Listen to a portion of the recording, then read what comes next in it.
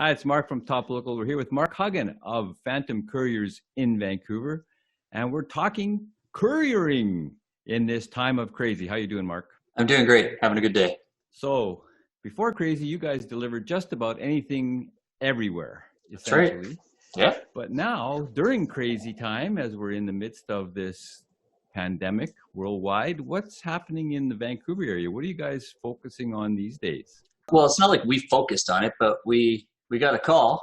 The calls are coming in, and I touched my face. See, that I'm not allowed to do that anymore. So sorry, people. But anyways, we are starting to do a lot of last mile stuff for PPE equipment, so personal protection equipment.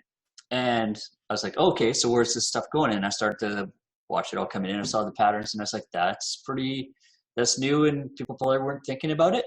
But the hostels, they're still full of people, and they're living in close quarters. So I was like, well, no wonder it's important. So women's shelters, I was like, of course, right? They are stuck there. They're under quarantine, or they're just social distancing, but they're also in close quarters. It's not like they have an 800 square foot apartment to relax in. They're in a barracks kind of situation. I don't know what they look like on the inside, but I know they're not big. I know they're not that well funded, and they're crowded. Addiction recovery, of course, all those people that are like trying to get out of their situations, they're stacked on top of each other too. The Masonic Lodge runs a bunch of homes for the elderly. Also, those places are privately funded. They're not gigantic. So the nursing staff there, Portland Hotel Society, those are really like SROs are overrun. And people are talking about the downtown east side as a place that could explode. And if we did have a flattening of the curve at that point, those people might if they all high and got each other contagious without some protection, especially in those hotels, then they could overwhelm the hospitals really quickly. So we're dropping off a lot of gowns, masks, gloves for the residents, for the nurses, for the staff, for the people that are all involved. Everybody in the building is getting protection just to help them self-distance. Even if you're really close, they're like, okay, look, I got a mask, you see, and gloves and stuff like that. Well, I never really saw that one coming, but it's good that it's happening, and it's a lot. It's a lot of stuff. Like behind me, there's like 300 pounds of gloves and stuff going up to the Sunshine Coast, which is hard to get to, but we've got that under control. So I was just going to mention that there's been a lot of reduction in routes on the buses, and in this case, the Sunshine Coast, you have to get there by ferry. Mm-hmm. So there's a lot of that shutting down because there's just no traffic to those That's places. Right. So how's that impacting what you guys are doing? Huge. Okay, so Vancouver Island, we used to be, whatever, I'll just fly there every hour. Like I could just walk down there. Well, it's send a courier, but I mean, every hour, every 15 minutes, I could be on a plane, have a guy on a plane, just have packages on planes. Like you never even thought about it. And if the planes weren't flying, I had HeliJet, and a Pacific Coastal Air going up the coast. We had tons of stuff, medicine going all over Bella Coola, Atlin, Klemtu, I mentioned before, Powell River. Suddenly, even the trucks won't take it. So trucks won't take anything unless it's wrapped on a pallet. So LTL freight is a problem. Less than a pallet, they're like, oh, we can't take it. It needs to be wrapped. We have to protect okay, I get it.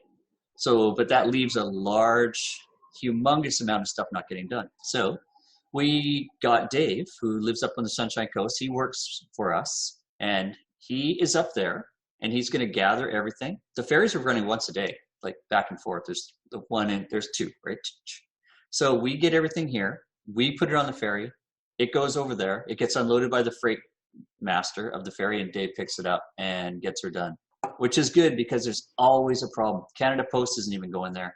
It needs to be done. So it's just these cracks are opening up and things are slipping through, and the government's doing the best they can do, but they're like, oh, well, of course there's more than we can handle. And you can't blame anybody. It's just the way it's working out. So everybody's pulling together. And I'm happy to report that the Sunshine Coast is okay to get things to. Usually it is like Monday, Wednesday, Friday, sometimes just Wednesday, Friday. It's not easy to get there at any time. But now this is good, especially for all the PPE stuff we're shipping up there. And then the other direction too is, everything has to get there, and food. My buddy Jeff lives up there.